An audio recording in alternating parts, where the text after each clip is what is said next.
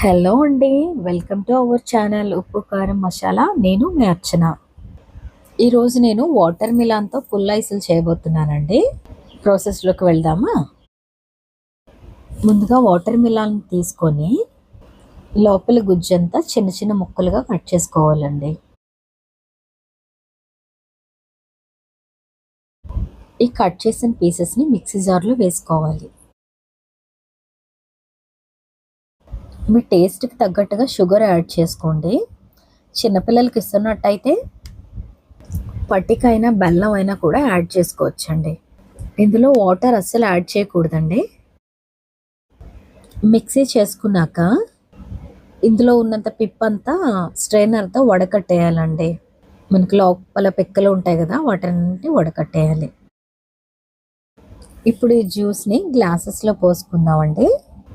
మీ దగ్గర ice cream sticks ఏమైనా ఉంటే పెట్టుకోవచ్చు. లేదు అంటే స్పూన్ అయినా తిరిగేసి పెట్టొచ్చండి. ఇక్కడ నేను మీకు చూపించడం కోసం గ్లాస్‌లో స్పూన్ పెడుతున్నానండి. ఈ స్టిక్స్ పక్కకి ఒరిగిపోతున్నాయి కదండీ!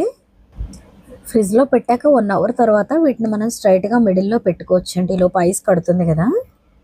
చూడండి దీన్ని 5-6 అవర్స్ డీప్ ఫ్రిడ్జ్‌లో ఉంచాలండి.